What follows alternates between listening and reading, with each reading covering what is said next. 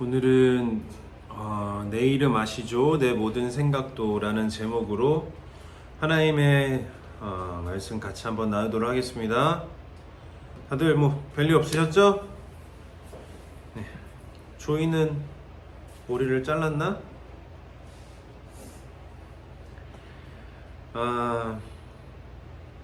태호도 잘 있고. 그 이우환이라고 아시죠? 이우환. 우리나라의 이제 대표적인 추상화 화가인데 그 할아버지가 지금 이제 90이 조금 안 됐어요. 네, 그 할아버지가 아마 우리나라에서 가장 비싼 그림을 그리는 할아버지가 아닌가. 한 3, 4년 전에 작품 하나가 31억인가에 팔렸었어요. 31억에. 큰 그림 하나가. 근데 이제 그림값은 계속 오르니까 이제 뭐 더 올랐을 수도 있죠. 이우한 그림 혹시 아시죠? 이렇게 엄청 큰 면에 큰 붓으로 이렇게 점 같은 선을 하나 이렇게 싹 그어놓고 이제 그런 그림인데 제가 단톡방에 사진 몇 개 올리겠습니다. 이따가. 그게 그렇게 비싸게 팔려요. 추상화죠. 엄청 유명합니다. 그러니까 이 할아버지의 그림에 관한 논문만 해도 우리나라에 한 5, 60편이 되는데요. 그러니까 저게 뭘 의미하는지 뭐 이것저것 얘기하는 거겠죠. 그렇다면 그 이우환의 그 추상화에 대해서 이렇게 공부하는 사람도 많은데 누가 제일 잘할까요? 서울대 박사 할까요? 서울대 미학 박사? 이우환 전공하는?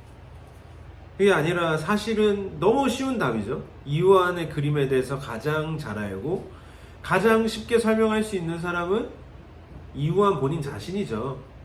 그 할아버지한테 가서 물어보면 되는 거예요. 할아버지 이 그림 뭐예요? 설명 좀 해주세요.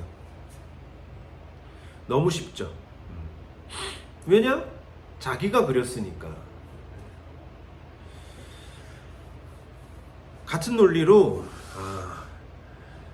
우리 자신들에 대해서 그리고 여러분들에 대해서 가장 잘 아는 존재는 우리 자신이 아닙니다. 그거는 이제 우리 같은 어른이 되면은 누구나 다 고백해.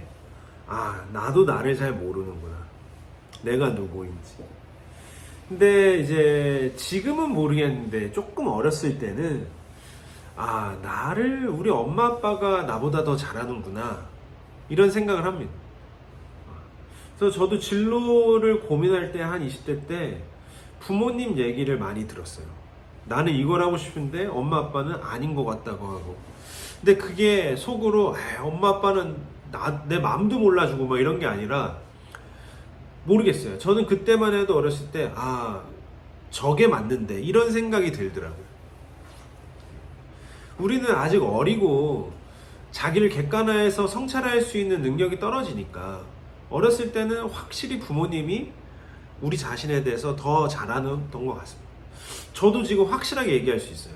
내가 국희보다 국희를 더 잘 알고 내가 진욱이보다 진욱이에 대해서 더 잘한다고. 그런데 그렇다고 해서 부모가 자녀에 대해서 100% 완벽하게 아냐? 그것도 아니죠. 우리의 선입견과 나의 왜곡된 경험 통해서 아이의 존재를 100% 알 수는 없어요. 부모보다 그 아이에 대해서 더 잘하는 분은 하나님 한 분밖에 없는 거죠. 내가 가장 사랑한다고 생각하는 이 아이를 더 사랑하고 더 잘하는 분은 하나님 한 분밖에 없고 나도 마찬가지고 세상도 마찬가지고. 그 이유는 간단하죠. 우리 하나님께서 우리 아이와 나와 이 세상을 창조하셨기 때문이죠. 근데 그 세상을 창조했다는 그 창조 이야기를 가만히 보면은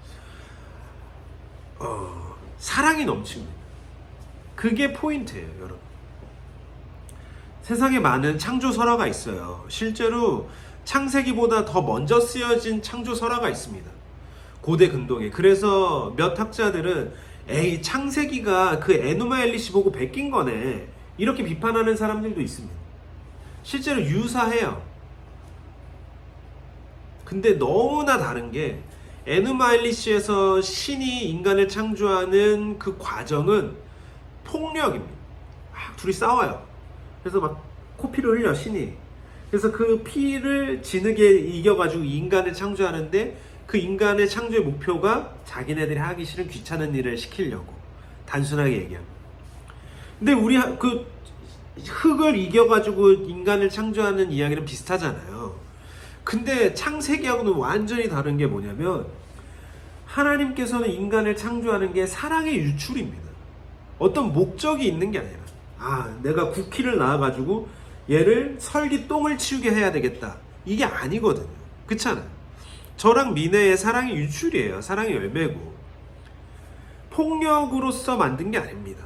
말씀으로 만들었어요. 너무 다른 거죠.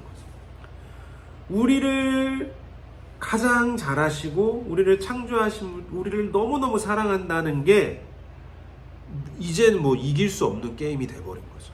이 하나님. 그래서 우리 애들이 뭘 전공하면 좋을까? 진로를 어떻게 하면 좋을까? 나는 어떻게 해야 되나? 나의 노후는 어떤가? 이거에 대해서 스스로 자기를 성찰하는 것도 너무너무 중요하지만 근본적으로 그리고 제1 우선순위로는 어떻게 해야 되죠? 기도하고 물어봐야죠. 잠시만요.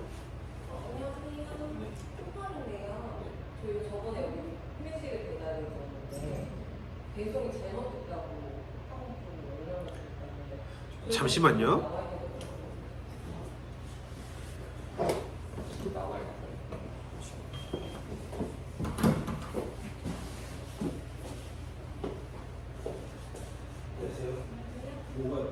저희가 그래서 지난주에 페이스북에 신선 상품을 주문하셔서 주셨었는데 그 상품이 여기가 아니라고 얘기하는 거라서 저희가 다 수거하는 없는데 이런 거 어떠하고요?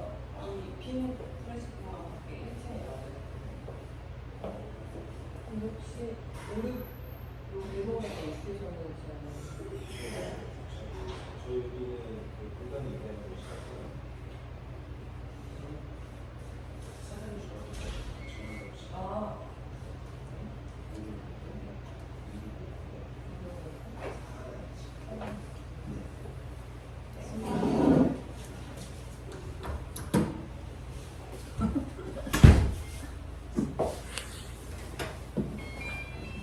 안 까먹으셨죠? 설교 내용?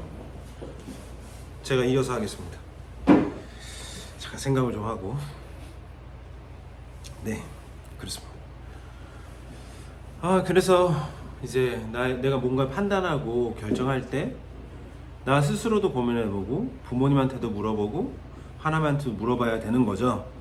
네, 그게 맞습니다. 다윗도 마찬가지였죠. 다윗 아시죠? 다윗 원래 뭐였죠? 다윗은 양치기였죠. 양치기. 다윗은 자기가 이스라엘의 왕이 될 줄 알았을까요? 몰랐겠죠. 내가 막 엄청 열심히 살아. 막 양치기 엄청 열심히 해. 다윗은 뭘 상상했을까요? 자기는 완전 잘 나가는 양치기거나 아니면 목장의 주인 이 정도 상상하지 않았을까요? 근데 다윗은 그 한 나라의 이스라엘의 가장 위대한 어떤 왕이 되어버렸습니다. 다윗 사실 막내였잖아요. 8째 아들이었나? 그쵸? 8째 아들. 사무엘이 가가지고 이새의 집에 가가지고 한번 데리고 오시죠. 그래서 첫째 데리고 왔더니 훤칠하고 너무 좋아. 얘인가 보다. 하나님 아니라. 둘째 데리고 와. 아니라 그래. 7째까지 갔다가 저기 양치던 애 돌아오는 애 데리고 와가지고 다윗을 보여줬는데 다윗이라는 거죠. 네. 여러분 이렇게 사회와 인간이 판단하는 것과 하나님이 생각하는 것은 다를 수 있습니다. 여호와께서 사무엘에게 이르시되 내가 이미 사울을 버려 이스라엘 왕이 되지 못하게 하였거늘 내가 그를 위하여 언제까지 슬퍼하겠느냐. 너는 뿔에 기름을 채워 가지고 가라. 내가 너를 베들레헴 사람 이새에게로 보내리니 이는 내가 그의 아들 중에서 한 왕을 보았느니라 하시는지라. 네. 그래서 결국 사무엘은 다윗한테 기름을 부으고 다윗은 왕이 되었습니다. 여기서 누가 가장 놀랐을까요? 다윗이 제일 놀라지 않았을까요? 저는 이랬을 것 같아요. 난 노래 부르는 거 좋아하고 하프 치는 거 좋아하는데 목동이야. 내가 목동으로 해야 되는 게 맞나, 가수로 해야 되는 게 맞나 막 고민했을 텐데 뭐가 됐죠? 왕이 된 거예요. 네. 하나님의 부르심이 그런 거예요. 개인적인 얘기지만 저도 제가 목사가 될 줄은 몰랐습니다. 네. 그리고 목사가 될 줄 몰랐는데 목사를 했는데 제가 목회를 하는데 이러이러한 달란트가 있는지 몰랐어요. 해보니까 알더라고요. 그러다가 사실 저는 되게 내향적인 성격이었거든요. 어렸을 때 돌아보면은 손 들고 발표도 제대로 한번 못 해보고 무슨 선거 같은 거 나가본 적 없고 그냥 뭐 그 가운데 끼어있는 그 누군가였습니다. 즐겁게 학교 생활을 하는. 리더십 같은 거 단어는 한 번도 생각해 본 적이 없어요. 저는 특히 셋째고 어렸을 때 늘 기억이 뭘 잘 못했어요. 그래서 운동을 해도 수비를 하고 막 이런 거 있잖아요. 맨날 좀 애매해가지고 뭐 식스맨이라든지. 근데 목회는 좀 굳잘하더라고요. 그리고 사업을 시작할 줄 몰랐죠. 사업을 시작할 줄 몰랐는데 사업을 했고 그 사업이 또 잘 될 줄 몰랐습니다. 그리고 이제 교회도 개척할 줄 몰랐는데 교회를 개척하게 됐고 그 교회가 지금 수박교회가 지금 7년째 이렇게 모여서 함께 의지하고 함께 응원하는 신앙 공동체가 됐잖아요. 어느 것 하나 제가 상상해 본 적 없고 어느 것 하나 제 능력으로만 이루어진 건 없는 것 같고 이게 100%다 하나님의 알고 계신 계획하심, 이끄심 때문이 아닌가 이런 고백을 할 수밖에 없는 거죠. 저도 제일 신기한 것 중에 하나가 광석 목사님하고의 인연인데 목사님 처음에 우리 교회 오셨을 때 아마 제 기억으로는 네이버 쪽지 같은 걸로 보냈던 것 같은데 인스타 DM인지 그래서 궁금하다고 그래서 와보시라고 해서 하나소 있을 때 오셔가지고 그때 사모님이 했던 얘기가 김동호 목사님 그거 날개새 많이 듣고 정말 김동호 목사님한테 좀 배우고 싶다고 운전이라도 하면서 배우고 싶다고 이런 얘기를 했는데 실제로 지금 광석 목사님은 우리 아버지 비서 일도 하시면서 그 운전이 뭐 대수는 아니지만 실제로 운전까지 하는 그런 상황이잖아요. 알았겠냐고 우리가. 네. 저희는 앞으로도 모르는 게 많겠죠. 조금 알 텐데 그 조금 아는 것도 온전히 아는 건 없겠죠. 다만 그래도 불안하지 않은 것은 나를 너무 사랑하시는 하나님께서 나를 다 알고 나에 대한 계획이 이미 있으시고 신실하게 인도하신다는 그 경험과 믿음 때문인 거죠. 특히 이제 제 나이 때 이제 40대를 지나고 있는 40, 50대가 정말 불안한 것 같아요. 세상도 너무 많이 바뀌었고 그리고 뭔가 스스로 책임지기에는 능력이 부족한데 그때 우리 엄마 아빠 봤을 때는 그때 이미 든든하고 이미 완성형인 어른 같은데 나는 아직 애 같고 이게 10대 때보다 더 그런 것 같아요. 그런 저에게 오늘 이 말씀은 한 번 더 어떤 느낌, 안전벨트를 채워준다는 느낌이랄까. 정렬아 정신 차려, 기억해야지, 이런 말씀 같았습니다. 제가 좋아하는 시 중에 설교에도 많이 인용했는데 미야자와 겐지의 비에도 지지 않고라는 시가 있습니다. 요거는 기니까 제가 나중에 또 첨부해 드릴 텐데요. 많이 인용하기도 했고 이게 원래 이 시인이 탁 써가지고 어디 출판사에 딱 내가지고 저 이거 출판해주세요 한 게 아니에요. 원고가 있었고 그 동생이 그 원고를 잘 갖고 있다가 그 동생이 죽고 그 동생의 아들이 출판사에 뿌렸나 그래요. 그래서 이 원고의 원래 제목은 11월 3일입니다. 그냥 미야자와 겐지 그 미야자와 겐지의 8살 어린 동생이 늘 그렇게 얘기했대. 이거는 형의 작품이 아니다. 이 시가 아니야. 이건 형의 기도문이다. 이렇게 얘기했다는 거예요. 미야자와 겐지의 기도문인 겁니다. 그러니까 일기처럼 쓴 거죠. 11월 3일 1931년에 지금으로부터 약 100년 전에.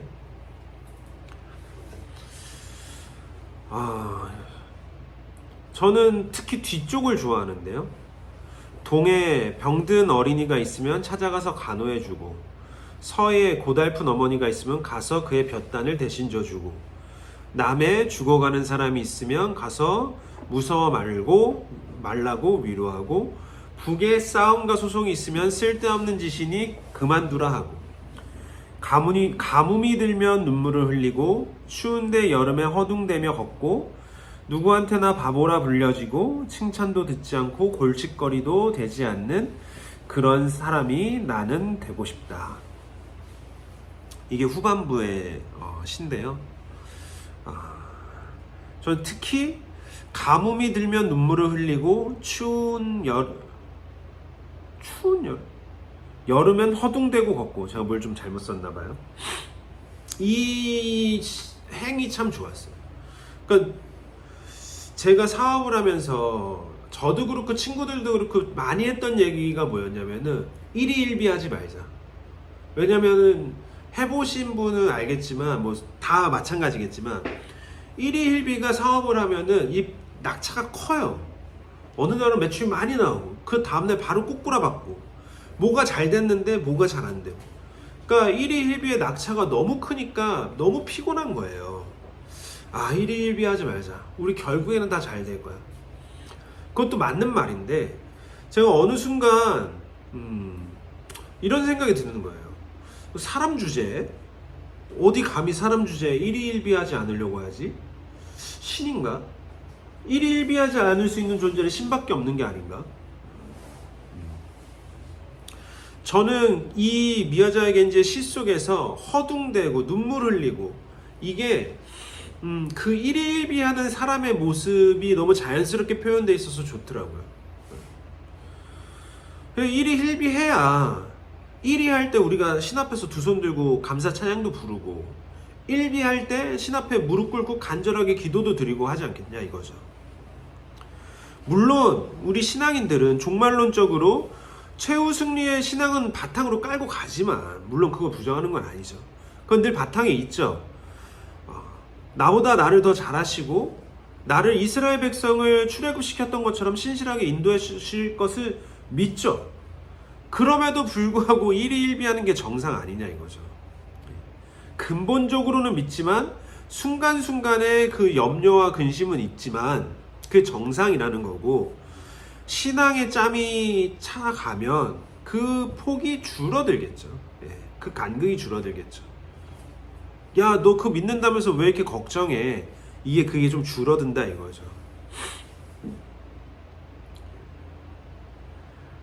저는 아까 그 시를 보면은 동에 병든 어린이가 있으면 찾아가서 간호해주고, 여기서 중요한 게 가서라는 동사입니다. 실제로 원문에는 지금 동서남북 이렇게 나오잖아요. 그리고 가서가 3번 나오는데 실제 원문에는 4번으로 써 있었는데 그게 약간 시에 정확히 들어가 있는 건지 메모에다 지운 건지 불명확치 않아서 빠진 것 같아요. 그러니까 행동이 있는 거죠. 행동.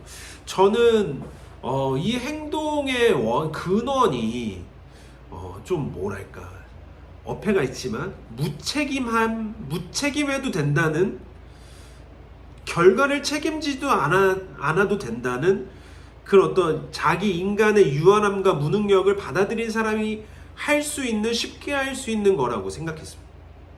내가 가서 뭐 이렇게 해주고 하고, 야, 어차피 내가 해도 안 돼. 어차피 내가 근본적으로 저걸 해결해 줄 수는 없어. 그치만, 그러니까 어떤 사람은 나는 못하고 결국에는 신이 해주실 거야 라는 믿음이 없다면 무의미할 수 있잖아. 내가 그거 가가지고 볏짚 좀 들어주는 게 무슨 의미야. 내가 직장에서 이거 열심히 하는 게 그게 무슨 의미야. 내가 동료 어려운 거 이렇게 도와주는 게 무슨 의미야. 어차피 내가 해결해 줄 수가 없는데. 근데 저는 반대로 생각하는 게, 근원적인 믿음, 우리를 가장 사랑하시고 가장 잘하시고 완벽한 계획을 갖고 계시고 신실하게 인도하시는 하나님이 있다는 것을 믿고 순종하는 그 믿음이 있다면, 가서 행동할 수 있는 거죠. 아주 그게 본질적인 해결 방안은 되지 않는다는 걸 알지만, 그러니까 그 믿음을 가지고 허둥대는 것과 그 믿음을 가지고 행동하는 거는 너무 자유로운 거지.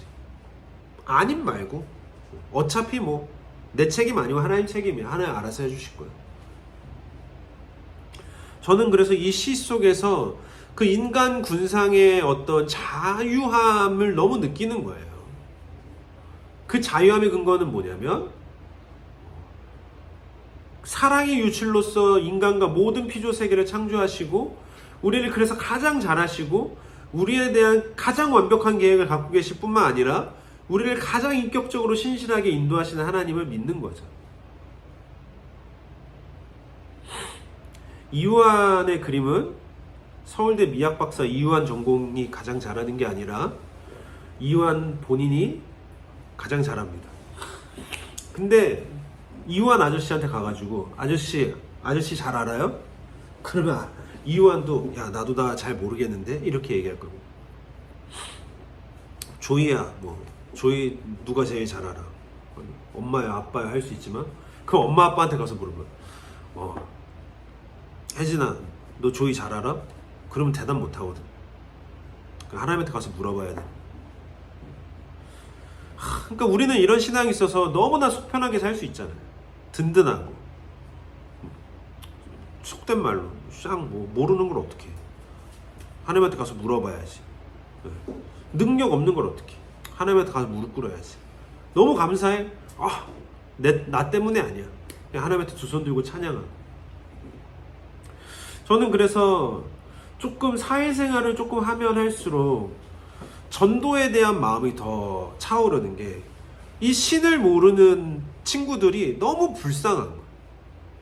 쟤는 진짜 뭐 믿고 살지? 이 공허한 세상 속에서 믿을 만한 거 쥐뿔도 없을 텐데, 내가 일희일비하는 거하고 걔는 차원이 틀릴 텐데 어떻게 자기의 그 어떤 인생을 책임지고 살 수 있다고 생각하지? 그러니까 우리는 이 믿음이 있어서 얼마나 자유롭고 얼마나 든든하냐 이 말이에요. 마음껏 허둥댈 수 있고 행동할 수 있고, 아무도 내 마음을 몰라주는 것 같은 날이 있죠. 아무도 내 인생을 책임져 주지 않고 도움을 받을 곳이 없다고 느껴질 때가 있을 겁니다. 엄마 아빠가 몰라주는 정도가 아니라 엄마 아빠가 내 인생에 방해가 될 수도 있고 가장 큰 상처를 줄 수도 있습니다. 그래도 남편도 모르죠. 아내도 모르고 형도 모르고 누나도 모르고 동생도 모릅니다. 하지만 하나님은 아십니다. 하나님은 아세요. 혹시 누가 이렇게 물어볼 수 있잖아요. 야 그럼 하나님만 신이냐? 다른 신들은 없어요. 그런 하찮은 존재의 인간을 생각하고 인간에 대해서 알고 있다고, 야 내가 너 잘 알잖아 걱정하지 마 이렇게 말하는 신은 없어요. 신은 인간에게 관심이 없습니다. 신이 있다 한들, 있다고 하는 거짓말하는 그 신들에 대해서 보면은 인간이 신에게 갖다 바쳐야 돼요. 기분을 살펴야 되고. 우리는 반대죠. 우리 하나님은 인간의 마음에 아주 민첩하게 반응하는 신입니다. 정말 비교할 수 없죠. 그 하나님은 저와 여러분에 대해서 잘 아시고, 그리고 불쌍히 여기시고 신실한 계획이 있으시고, 그리고 늘 우리를 안전하게 인도하십니다. 그 하나님을 믿고 순종하는 우리 수박교회 다 되길 바라겠습니다. 그리고 그 하나님을 믿고 순종하면서 우리 아이들에게 신앙의 유산을 물려줄 수 있는 저와 여러분 다 되시기를 바라겠습니다. 아멘. Put your hands up. 기도하겠습니다. 주님,